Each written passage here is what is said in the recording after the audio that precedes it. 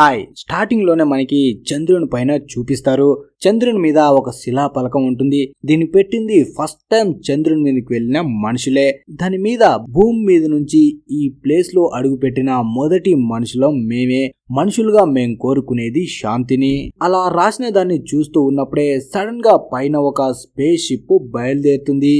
చూడ్డానికి ఇది చాలా పెద్దగా ఉంటుంది. అది డైరెక్ట్ గా భూమి వైపే వస్తూ ఉంటుంది. అలా స్పేస్ షిప్ రావడంతో భూమి మీదకి సిగ్నల్స్ వెళ్తాయి. ఈ సిగ్నల్ ని ట్రాకింగ్ చేసే ఇన్స్టిట్యూట్ పేరు ACTI. అప్పుడే వాళ్ళకి ఒక పవర్ఫుల్ సిగ్నల్ వస్తుంది. వెంటనే అక్కడ ఉండే కుర్రాడు ఆ సిగ్నల్ ని డిటెక్ట్ చేసి తన పై ఆఫీసర్ కి ఇన్ఫార్మ్ చేస్తాడు. మొదట్లో వాళ్ళు రష్యాకి సంబంధించిన జెట్ ఏదైనా వెళ్ళిందేమో అనుకుంటారు. కానీ మళ్ళీ వాళ్ళకి అలాగే సిగ్నల్ రావడంతో వచ్చి దాన్ని చెక్ చేస్తారు. అప్పుడే వాళ్ళకి తెలుస్తుంది ఈ సిగ్నల్ వేరే ఏదో దేశం నుంచి రాలేదు, డైరెక్ట్ గా చంద్రుని నుంచే వచ్చింది అని. వెంటనే వాళ్ళు ఆర్మీకి కూడా చెప్పేస్తారు. ఆ భూమి వైపు వస్తున్న దాని సైజు ఎంత ఉందంటే సగం చంద్రుని ఎంత ఉంది. అది డైరెక్ట్ గా భూమిని ఢీకొడితే భూమి మొత్తానికే నాశనం అవుతుంది. అప్పుడే వాళ్ళు అనుకుంటారు ఇదేదైనా వోల్కా అయి ఉంటుంది అని. కానీ అక్కడ ఉన్న జూనియర్ ఆఫీసర్ అంటాడు అది వోల్కా అయి ఉంటే సేమ్ స్పీడ్ లో వచ్చేది, కాకపోతే ఇది ఆగుతూ వస్తూ ఉంది, అందుకే అది వోల్కా అవ్వడానికి అస్సలు ఆస్కారమే లేదు అంటాడు. ఇప్పుడు ఈ విషయం ప్రెసిడెంట్ కూడా తెలుస్తుంది. వాళ్ళు కూడా కంగారు పడిపోతూ ఉంటారు. ఇంత పెద్దది భూమి వైపు వస్తుందంటే అసలు ఇది ఏమై ఉంటుంది అనుకుంటారు. అప్పుడే మళ్ళీ వీళ్ళకి తెలుస్తుంది సడన్ గా వస్తున్నది ఆగిపోయింది. దాని నుంచి విడిపోయిన భాగాలు కూడా చాలా పెద్దగా ఉన్నాయి. కొన్ని గంటల్లోనే అవి భూమికి దగ్గర కూడా రాబోతున్నాయి అంటారు. ఇప్పుడు ప్రపంచంలో ఉన్న ప్రతి చోటు నుంచి ప్రజలు గవర్నమెంట్ కి ఇన్ఫార్మ్ చేస్తూ ఉంటారు ఆకాశంలో మండుతున్న దాన్ని చూశాము అని. నిజానికి అదేదో కాదు, చంద్రుని పై నుంచి వచ్చిన స్పేస్ షిప్పే అయి ఉంటుంది. ఆ స్పేస్ షిప్ నుంచి విడిపోయిన ఒక UFO మెక్సికోలో కూడా ల్యాండ్ అవ్వబోతూ ఉంటుంది. దాంతో అదేంటో తెలుసుకోవడం కోసం ఒక ప్లేన్ ని ఆ UFO దగ్గరికి పంపిస్తారు. కానీ వాళ్ళు దాన్ని చేరుకునే లోపే ఆ ప్లేన్ మొత్తం కాలి బూడిదవుతుంది. ఇప్పుడు ఆర్మీకి కూడా అర్థం కాదు దాన్ని ఎలా ఆపాలో అని. అలా ఒక్కసారిగా ఆ UFO మెక్సికో సిటీ మీద వచ్చి ఆగిపోతుంది. అక్కడ కింద ల్యాండ్ అవ్వదు, పూర్తిగా ఆకాశం మీద ఉండదు, భూమికి దగ్గరగా వచ్చి ఆగిపోతుంది. ఈ మెక్సికోలో ఒకే చోట కాదు, ప్రపంచంలో అన్ని చోట్ల ఇలాగే జరుగుతుంది. ఈ స్పేస్ షిప్ అంత దగ్గరగా రావడం వల్ల టీవీ సిగ్నల్స్ లో కూడా ప్రాబ్లం వస్తుంది. వెంటనే శాటిలైట్ ఇంజనీర్ అయిన డేవిడ్ ని పిలిపిస్తారు ఈ సిగ్నల్స్ గురించి మొత్తం కనుక్కోవడానికి. అలా డేవిడ్ వచ్చి ఆ సిగ్నల్స్ మొత్తం చెక్ చేసిన తర్వాత మిగతా వాళ్ళకి చెప్తాడు ఈ టీవీ సిగ్నల్స్ మధ్యలో ఇంకా చాలా సిగ్నల్స్ వస్తున్నాయి, అవి వస్తూ సడన్ గా మాయమవుతున్నాయి, వాటి కారణంగానే మన సిగ్నల్స్ రావడం లేదు అంటాడు. అప్పుడే బయట నుంచి సౌండ్ రావడంతో డేవిడ్ బయటికి వచ్చి చూస్తే బయట అదే స్పేస్ షిప్ వచ్చి సిటీ మీద ఆగుతుంది. దాన్ని చూడగానే డేవిడ్ కి అనిపిస్తుంది ఈ సిగ్నల్స్ ని పంపుతుంది ఏలియన్సే అని. ప్రపంచంలో ఉన్న అన్ని స్పేస్ షిప్లు వాటి పొజిషన్ లోకి వస్తున్నాయి, అందుకే సిగ్నల్స్ వస్తున్నాయి పోతున్నాయి. ఇంకో 7 గంటల్లో మొత్తం సిగ్నల్సే మాయమైపోతాయి అనుకుంటాడు. తర్వాత డేవిడ్ టీవీ స్టేషన్ ఓనర్ దగ్గరికి వెళ్లి చెప్తాడు. అప్పుడే టీవీ స్టేషన్ ఓనర్ వచ్చి అసలు ఇక్కడ ఏం జరుగుతుంది అని డేవిడ్ ని అడుగుతాడు. దానికి డేవిడ్ మనం ఒక ఆర్మీని వేరే దేశం మీదకి అటాక్ చేయడానికి వెళ్ళినప్పుడు ఒక దగ్గర వాళ్ళ పొజిషన్ లో ఉండమని ఆర్డర్స్ వేస్తాం కదా, ఇప్పుడు కూడా ఏలియన్స్ వాటి పొజిషన్ ని తీసుకుంటున్నాయి. తర్వాత వెంటనే భూమి మీద అటాక్ చేస్తాయి. ఈ అటాక్ జరగడానికి ఇంకా 7 గంటలు మాత్రమే ఉంది అంటాడు. ఇవి పక్కా ప్లాన్ తోనే వచ్చాయని వెంటనే డేవిడ్ తన గర్ల్ ఫ్రెండ్ కి కాల్ చేస్తాడు. తన గర్ల్ ఫ్రెండ్ ప్రెసిడెంట్ తో వర్క్ చేస్తూ ఉంటుంది. అప్పుడే తనకు చెప్తాడు ఏలియన్స్ మన మీద 7 గంటల తర్వాత అటాక్ చేయబోతున్నాయి, మనం వెంటనే జాగ్రత్త పడాలి అంటాడు. కానీ తన గర్ల్ ఫ్రెండ్ మాత్రం డేవిడ్ ఏదో పిచ్చి పిచ్చిగా మాట్లాడుతున్నాడని తన మాటల్ని అస్సలు పట్టించుకోదు. ఇప్పుడు డేవిడ్ ఎలాగైనా సరే ఈ విషయాన్ని ప్రెసిడెంట్ వరకు తీసుకువెళ్ళాలి అనుకుంటాడు. అందుకే వాళ్ళ నాన్నతో కలిసి ప్రెసిడెంట్ ని కలవడానికి వైట్ హౌస్ కి వెళ్తాడు. అక్కడికి వెళ్ళాక తన గర్ల్ ఫ్రెండ్ కి కాల్ చేస్తే తను డేవిడ్ ని ప్రెసిడెంట్ దగ్గరికి తీసుకువెళ్తుంది. డేవిడ్ ప్రెసిడెంట్ ఇద్దరు ఇంతకు ముందే తెలిసిన వాళ్ళు. తను ప్రెసిడెంట్ అవ్వడానికి ముందు ఇద్దరి మధ్య గొడవ కూడా జరిగి ఉంటుంది. అందుకే ప్రెసిడెంట్ ఇప్పుడు డేవిడ్ ఏం చెప్పినా సరే నువ్వేంటి చెప్పేది నాకు తొక్క అన్నట్టు తను చెప్పేది కూడా వినడు. అప్పుడే డేవిడ్ ఒక వైట్ పేపర్ తీసుకొని మన భూమి గుండ్రంగా ఉంది కాబట్టి ఆ ఏలియన్స్ వాళ్ళకి సంబంధించిన మిగతా స్పేస్ షిప్లకి సిగ్నల్స్ ని పంపలేకపోతున్నాయి. అందుకే ఇప్పుడు అవి మన శాటిలైట్స్ ని ఉపయోగించుకొని సిగ్నల్స్ ని పంపబోతున్నాయి అంటాడు. కొన్ని గంటల తర్వాత ఇది నేను చెప్పుదామన్నా సరే వినడానికి నువ్వు ఉండవు, చెప్పడానికి నేను ఉండను, అందరినీ అవి చంపడానికే వచ్చాయి అంటాడు. ప్రెసిడెంట్ మాత్రం తను చెప్పింది విని అక్కడి నుంచి వెళ్ళిపోతాడు. కొంతసేపటి తర్వాత వైట్ హౌస్ పైన ఉన్న ఆ స్పేస్ షిప్ దగ్గరికి 2 హెలికాప్టర్స్ ని పంపిస్తారు. అక్కడ ఉన్న ఏలియన్స్ తో కమ్యూనికేట్ అయ్యి అసలు అవి ఇక్కడికి ఎందుకు వచ్చాయో తెలుసుకుందామని. అలా హెలికాప్టర్స్ ఆ స్పేస్ షిప్ దగ్గరికి వెళ్ళగానే స్పేస్ షిప్ లో నుంచి ఆ 2 హెలికాప్టర్స్ పై అటాక్ చేసి రెండింటిని గాల్లోనే బ్లాస్ట్ చేసేస్తాయి. అది చూడగానే ఆర్మీకి ప్రెసిడెంట్ కి అర్థమవుతుంది, డేవిడ్ చెప్పింది నిజమే, ఆ ఏలియన్స్ మన మీద అటాక్ చేయబోతున్నాయి అనుకుంటారు. వెంటనే వీళ్ళు ఆ వైట్ హౌస్ ని వదిలేసి అక్కడి నుంచి పారిపోతారు. మొత్తం సిటీలో ఎక్కడ చూడు ప్రజలు భయంతో సిటీని వదిలేసి పారిపోతుంటారు. కానీ వీళ్ళు చూస్తూ ఉండగానే డేవిడ్ చెప్పిన టైం కూడా అయిపోతుంది. దాంతో సడన్ గా పైన ఉన్న స్పేస్ షిప్ డోర్స్ ఓపెన్ అయ్యి లోపల నుంచి బ్లూ కలర్ లో లైట్ వస్తుంది. కింద ఉన్న వాళ్ళు ఆశ్చర్యంగా ఆ బ్లూ కలర్ ని చూస్తూ ఉన్నప్పుడే సడన్ గా పైనుంచి పెద్ద పెద్ద అటాక్స్ ని చేస్తాయి ఏలియన్స్. దాని వల్ల ఒక్క అటాక్ తో ఎంత పెద్ద బిల్డింగ్ అయినా కాలి బూడిదైపోతుంది. అంత దారుణంగా ఉంటాయి అటాక్స్. మొత్తం సిటీయే చిటికలో బూడిదవుతుంది. ఇక్కడ పారిపోయి వచ్చిన ప్రెసిడెంట్ మాత్రం తన వల్లే ఇదంతా జరిగింది, నేను కొంచెం ముందు రియాక్ట్ అయ్యి మొత్తం ప్రజల్ని సిటీ నుంచి ఖాళీ చేయించింటే వాళ్ళు ప్రాణాలతో బతికిపోయే వాళ్ళు అనుకుంటాడు.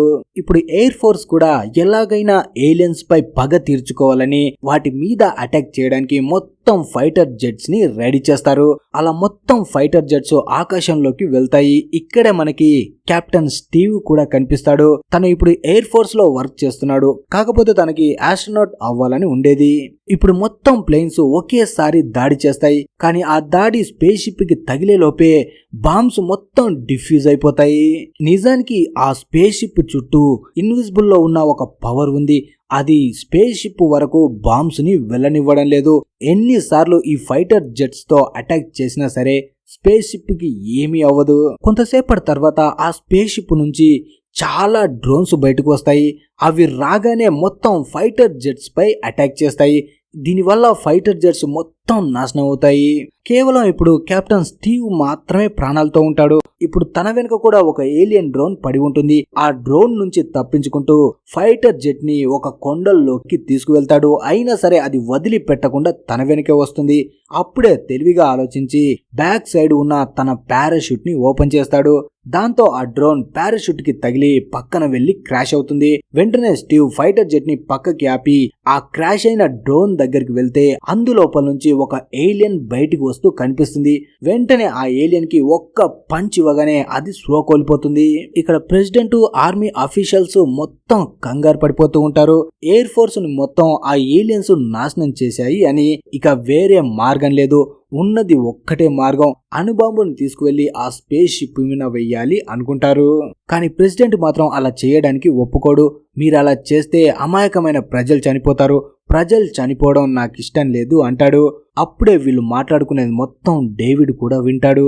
డేవిడ్ ప్రెసిడెంట్ వాళ్ళ దగ్గరికి వచ్చి, మీరు పిచ్చిన కొడుకుల్లా ఆలోచిస్తున్నారు, ఒకవేళ అణుబాంబుని తీసుకువెళ్లి వాళ్ళ మీద వేయాలనుకుంటే అది తీసుకొచ్చి మన నెత్తి మీద వేసుకున్నట్టే, మనమే సర్వనాశనం అయిపోతాం అంటాడు.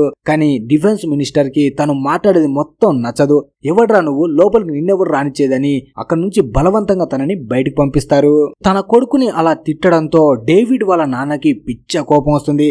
వెంటనే వాళ్ళ ముందుకు వచ్చి, మీకు మొత్తం దీని గురించి తెలుసు, కానీ మీరు ఏమీ చేయలేకపోయారు. 1951లో ఒక ఏలియన్ షిప్ క్రాష్ అయింది, అందులో ఏలియన్ కూడా ఉంది. దాన్ని తీసుకువెళ్లి మీరు ఎవ్వరికి తెలియకుండా ఏరియా 51లో ప్రయోగాలు చేస్తున్నారు. ఏలియన్స్ ఉన్నాయని మీకు ముందు నుంచే తెలుసు, మీరే జాగ్రత్తగా ఉండాలి. కానీ మీరు అలా ఉండలేదు కాబట్టే మనం ఈ రోజు ఈ పరిస్థితుల్లో ఉన్నాము అంటాడు.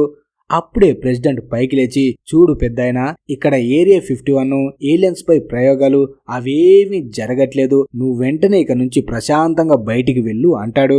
అప్పుడే డిఫెన్స్ మినిస్టర్ అంటాడు, ఇతను చెప్పేది నిజమే అని.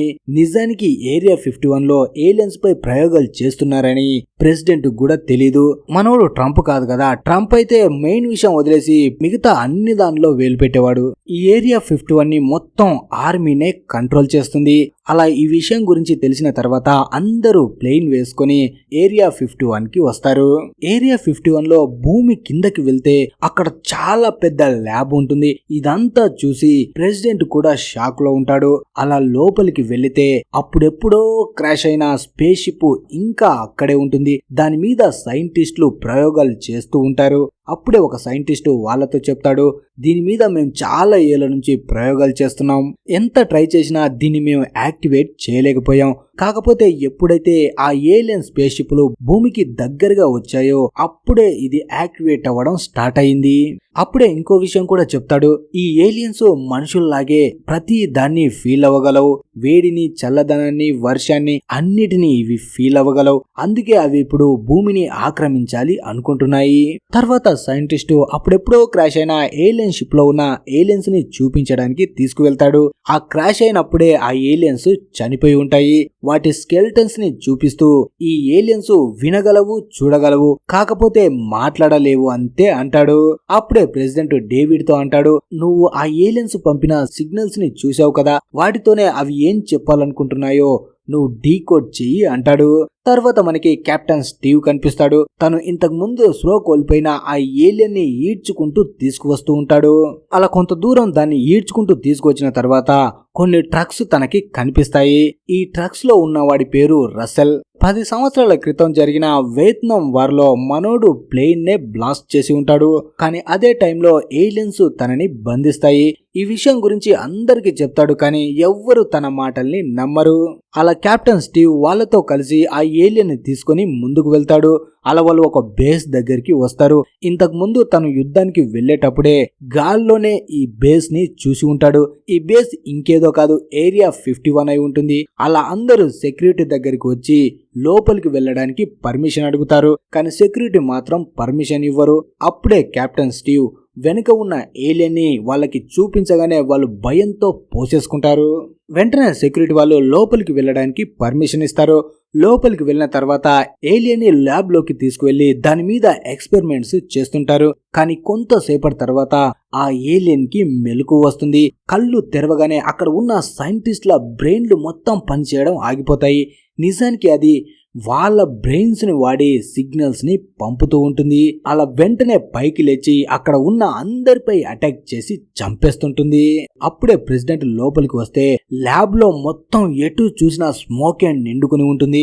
ఏం జరుగుతుందో అర్థం కాదు వీళ్ళకి. అలా గ్లాస్ దగ్గరికి వెళ్లి చూస్తున్నప్పుడే సైంటిస్ట్ వచ్చి ఆ గ్లాస్ కి తగిలి అక్కడే తన కళ్ళ ముందే చనిపోతాడు. ఆ సైంటిస్ట్ ని ఏలియన్ గొంతు పట్టుకొని తన బ్రెయిన్ ని కంట్రోల్ చేస్తూ ప్రెసిడెంట్ తో మాట్లాడుతుంది, నన్ను ఇక్కడ నుంచి వదిలేయండి అని.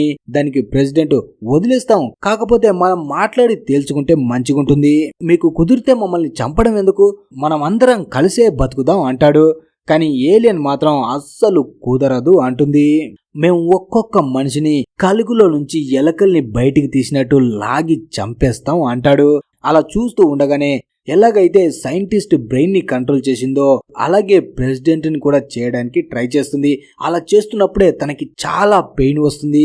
ఇప్పుడు ప్రెసిడెంట్ ని నార్మల్ చేయడానికి అక్కడ ఉన్న ఎవ్వరి వల్ల కాదు. దాంతో ఇక చేసేదేం లేక అందరూ ఆ ఏలియన్ ని షూట్ చేసి చంపేస్తారు.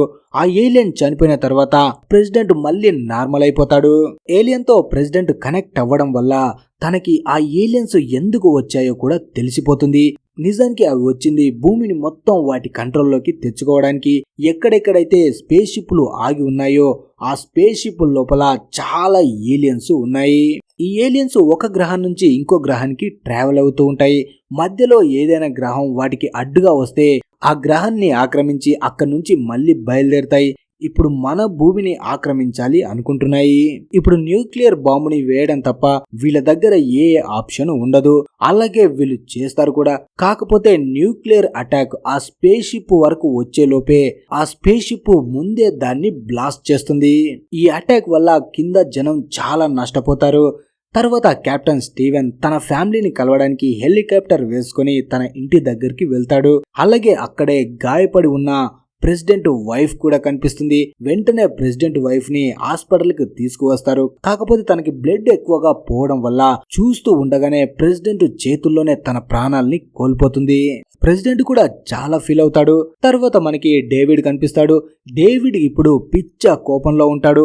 వద్దన్న సరే ఈ పిచ్చి నా కొడుకులు న్యూక్లియర్ అటాక్ చేశారు అని ఫుల్గా తాగి ఇంట్లో నాన్న రచ్చ చేస్తూ ఉంటాడు. అప్పుడే వాళ్ళ నాన్న తన దగ్గరికి వచ్చి నిన్ను నువ్వు కంట్రోల్ చేసుకో, లేదంటే నీ ఆరోగ్యం పాడవుతుంది అంటాడు. కానీ మనోడు మాత్రం అస్సలు వినడు. అలాగే వాళ్ళ నాన్న నచ్చజెప్పడంతో మనోడికి ఒక ఐడియా వస్తుంది. వెంటనే తను చాలా ఏళ్ల క్రితం క్రాష్ అయిన ఆ స్పేస్ షిప్ కోసం ల్యాబ్ లోకి వెళ్తాడు. అక్కడికి వెళ్ళిన తర్వాత ఒక కూల్ డ్రింక్ టిన్ని ఆ స్పేస్ షిప్ మీద పెట్టి దాన్ని షూట్ చేయమని పక్కన ఉన్న వాళ్ళకి చెప్తాడు. వెంటనే వాళ్ళు షూట్ చేస్తారు. కాకపోతే ఆ స్పేస్ షిప్ చుట్టూ ఉన్న ఇన్విజిబుల్ పవర్ వల్ల ఆ బుల్లెట్ ఆ టిన్ను వరకు వెళ్ళదు. అప్పుడే డేవిడ్ సిస్టంలో ఉన్న 2 బటన్స్ నొక్కి ఇప్పుడు షూట్ చేయమని అంటాడు. వెంటనే వాళ్ళు షూట్ చేయగానే డైరెక్ట్ బుల్లెట్ వెళ్లి ఆ టిన్ కి తగులుతుంది. అది చూడగానే అక్కడ ఉన్న ఆర్మీ అఫీషియల్స్, ప్రెసిడెంట్ అందరూ షాక్ లో ఉంటారు. అసలు నువ్వు ఇదేలా చేశావని అందరూ అడుగుతారు. అప్పుడు డేవిడ్, నేను ఆ క్యామ్ తో పాటు ఒక డివైస్ ని ఉంచాను. ఆ డివైస్ వల్ల ఒక వైరస్ ని ఆ స్పేస్ షిప్ లో ఉన్న సిస్టమ్ లోకి పంపించాను. దానివల్ల ఆ ఇన్విజిబుల్ పవర్ మొత్తం ఆఫ్ అయిపోయింది. ఇప్పుడు మనం చేయాల్సింది ఏంటంటే అలాంటి డివైస్ ని మనం మొత్తం స్పేస్ షిప్ లోకి పంపించాలి. వాటిని మనం యాక్టివేట్ చేయగానే ఇన్విజిబుల్ లో ఉన్న ఆ పవర్ మొత్తం ఆఫ్ అవుతుంది. అప్పుడు మనం అటాక్ చేస్తే వాళ్ళని దెబ్బ కొట్టొచ్చు అంటాడు. కానీ వీళ్ళ దగ్గర ఉన్న అతిపెద్ద సమస్య ఏంటంటే ఇప్పుడు ఈ డివైస్ లో ఉన్న వైరస్ ని ఆ స్పేస్ షిప్ లోకి ఎలా తీసుకువెళ్ళాలి అని. అప్పుడే డేవిడ్ అంటాడు, మనం మన దగ్గర ఉన్న ఆ ఏలియన్ స్పేస్ షిప్ ద్వారా ఈ డివైస్ ని వాటి మదర్ షిప్ లోకి తీసుకువెళ్లి అక్కడ బ్లాస్ట్ చేద్దాం. దాంతో అక్కడ నుంచి వైరస్ మొత్తం అన్ని స్పేస్ షిప్ల్లోకి వెళ్ళిపోతుంది. ఆ బ్లాస్ట్ వల్ల 1 నిమిషం వరకు అన్ని స్పేస్ షిప్ల దగ్గర ఈ ఇన్విజిబుల్ పవర్ ఆఫ్ లో ఉంటుంది. ఆ 1 నిమిషంలోనే మనం నాన్ స్టాప్ గా అటాక్ చేయాలి అంటాడు. కాకపోతే ఈ ఏలియన్ షిప్ ని నడిపేది ఎవడని వీళ్ళు ఆలోచిస్తూ ఉంటారు. అప్పుడే కెప్టెన్ స్టీవ్, నేను ఈ యుద్ధం జరుగుతూ ఉన్నప్పుడే ఏలియన్ స్పేస్ షిప్ గురించి మొత్తం తెలుసుకున్నాను, నేను నడుపుతాను అంటాడు. ఆ తర్వాత మొత్తం ఆర్మీ ఆఫీషియల్స్ అన్ని దేశాలకు ఈ ప్లాన్ కి సంబంధించిన కోడ్స్ ని పంపిస్తారు. వీళ్ళు చెప్పినట్టే అన్ని దేశాలు కూడా సిగ్నల్ ఇవ్వగానే అటాక్ చేయడానికి రెడీ అవుతూ ఉంటాయి. అలాగే డేవిడ్ కెప్టెన్ స్టీవ్ కూడా చెప్తాడు, నువ్వు ఈ ఏలియన్ ప్లేన్ ని తీసుకువెళ్లి మదర్ షిప్ లో డ్రాప్ చేయగానే ఈ మిసైల్ బ్లాస్ట్ అవ్వదు, నీకు కొంత టైం ఉంటుంది. ఆ టైం లోపు నువ్వు ఎలాగైనా చేసి తప్పించుకోవాలి, లేదంటే ఈ బ్లాస్ట్ లోనే నువ్వు కూడా గాల్లో కలిసిపోతావు అంటాడు. ఇంతకు ముందు జరిగిన ఏలియన్ అటాక్ లో చాలా మంది పైలట్లు చనిపోవడం వల్ల గవర్నమెంటే ప్రజల మధ్యకు వచ్చి ఎవరికైతే ప్లేన్ ని నడపడం వాటిని బ్లాస్ట్ చేయడం వస్తుందో వాళ్ళందరూ మా దగ్గరికి రావచ్చని అనౌన్స్ చేస్తారు. అప్పుడే రసల్, నేను కూడా వచ్చి ఆ పిచ్చిన ఏలియన్స్ పై పగ తీర్చుకుంటాను అంటాడు. ఇంతకు ముందు వియత్నాం వార్ లో మనోన్ని ఏలియన్స్ బంధించాయి కాబట్టి ఇప్పుడు ప్రెసిడెంట్ కూడా నేను కూడా ఒక ఫైటర్ ప్లేన్ ని నడుపుతాను అంటాడు. తను ప్రెసిడెంట్ కాకముందు తను కూడా ఒక పైలటే. ఇప్పుడు స్టీవ్, డేవిడ్ ఇద్దరు కలిసి ఆ ఏలియన్ షిప్ లో మదర్ షిప్ వరకు వస్తారు. చాలా కష్టం మీద ఆ మదర్ షిప్ లోపలికి కూడా ఎంటర్ అవుతారు. లోపల చాలా పెద్ద ఏలియన్ సైన్యమే భూమి మీద అటాక్ చేయడానికి రెడీ అవుతూ కనిపిస్తారు. వీళ్ళు లోపలికి రాగానే ఆ ఏలియన్ షిప్ దానంతటా అదే వెళ్ళి ఒక ప్లేస్ లో సెట్ అవుతుంది. అంటే ఎక్కడి నుంచి అయితే అది బయటికి వచ్చిందో అక్కడ వెళ్ళి ఫిక్స్ అయిపోతుంది. వెంటనే డేవిడ్ ఆ వైరస్ మొత్తం ఆ షిప్ లోకి ట్రాన్స్ఫర్ చేస్తూ ఉంటాడు. మొత్తం ట్రాన్స్ఫర్ అయిపోయిన తర్వాత ఈ విషయం గురించి మొత్తం భూమికి కూడా ఇన్ఫర్మేషన్ ఇస్తాడు. వెంటనే భూమి మీద ఉన్న ఫైటర్ జెట్స్ షూట్ చేయగానే మళ్ళీ అదే ఇన్విజిబుల్ వాల్ అడ్డు వస్తుంది. కానీ మళ్ళీ ప్రెసిడెంట్ ఇంకోసారి అటాక్ చేయండి అంటాడు. అలా మళ్ళీ అటాక్ చేయగానే ఈసారి డైరెక్ట్ గా వెళ్లి స్పేస్ షిప్ కి తగులుతుంది. ఇప్పుడు అందరూ అనుకుంటారు ఒకేసారి అటాక్ చేయాలి అని. అలా అన్ని ఫైటర్ జెట్స్ ఒకేసారి దాడి చేయగానే ఆ స్పేస్ షిప్ కూడా నాశనం అవుతూ ఉంటుంది. అదే టైంలో అందులోపల నుంచి చాలా డ్రోన్స్ బయటకు వచ్చి భూమి మీద అటాక్ చేయడం స్టార్ట్ చేస్తాయి. అదే టైంలో ఎయిర్ ఫోర్స్ కూడా ఆ డ్రోన్స్ పై అటాక్ చేస్తూ ఉంటుంది. కానీ ఈ అటాక్ ఎంత పెద్దగా ఉంటుందంటే వీళ్ళు అస్సలు తట్టుకోలేకపోతారు. ఇక ప్రెసిడెంట్ దగ్గర ఉన్న మిసైల్ ఒక్కటే మిగిలి ఉంటుంది. అలా తను షూట్ చేస్తాడు, కాకపోతే అది మిస్ అవుతుంది. అదే టైంలో ఆ స్పేస్ షిప్ డోర్స్ కూడా ఓపెన్ అవుతూ కనిపిస్తాయి. దాంతో ఇప్పుడు రసల్ దగ్గర ఉన్న మిసైల్ ని షూట్ చేయడానికి ట్రై చేస్తాడు. కానీ అది జామ్ అయిపోతుంది. దాంతో తను నిర్ణయం తీసుకుంటాడు. తన ఫైటర్ జెట్ ని ఆ స్పేస్ షిప్ డోర్ ఓపెన్ అవ్వగానే లోపలికి తీసుకువెళ్లి బ్లాస్ట్ చేస్తాడు. దానివల్ల మొత్తం స్పేస్ షిప్ నాశనం అవుతుంది. ఇక్కడ మదర్ షిప్ లో ఉన్న డేవిడ్, స్టీవ్ ఇద్దరు బయటికి రావడానికి ట్రై చేస్తారు, కానీ బయటికి రావడానికి వీలు లేకుండా ఇరుక్కుపోతారు. ఇక వీళ్ళ దగ్గర వేరే అవకాశం లేదు. వాళ్ళ దగ్గర ఉన్న మిసైల్ ని యాక్టివేట్ చేసి మొత్తం మదర్ షిప్ నే బ్లాస్ట్ చేయాలి. అలా చేస్తే వీళ్ళు కూడా చనిపోతారు, కానీ మొత్తం ప్రపంచం ప్రాణాలతో ఉండాలంటే వాళ్ళు చనిపోక తప్పదని మిసైల్ ని యాక్టివేట్ చేస్తారు. ఆ మిసైల్ వెళ్లి మదర్ షిప్ కి ఢీ కొనగానే వీళ్ళు ఉన్న ఏలియన్ షిప్ దానంతటా అదే ఆ మిషన్ నుంచి వేరయ్యి బయటికి వచ్చేస్తుంది. దాంతో వీళ్ళు అక్కడ నుంచి తప్పించుకుంటారు. అలా చాలా కష్టం మీద వీళ్ళు బయటికి రాగానే ఆకాశంలో పెద్దగా బ్లాస్ట్ అయ్యి మదర్ షిప్ మొత్తం నాశనం అవుతుంది. భూమి మీద ఉన్న మనుషులు కూడా ప్రతి చోట ఆగిన ఏలియన్ షిప్లపై అటాక్ చేసి అన్నిటిని నాశనం చేస్తారు. భూమి మీద ఉన్న అన్ని దేశాల వాళ్ళు వాళ్ళ దేశాల మీద ఆగిన మొత్తం స్పేస్ షిప్లని నాశనం చేస్తారు. అలా మనుషులు గెలుస్తారు. భూమికి వచ్చిన అతిపెద్ద ఏలియన్ ప్రమాదాన్ని అంతం చేస్తారు. అలా ఈ మూవీ ముగుస్తుంది. మరి ఈ మూవీ మీకు ఎలా అనిపించింది అనేది కింద కామెంట్ చేయండి. నచ్చితే లైక్ చేసి ఛానల్ని సబ్స్క్రైబ్ చేసుకోండి. Thanks for watching.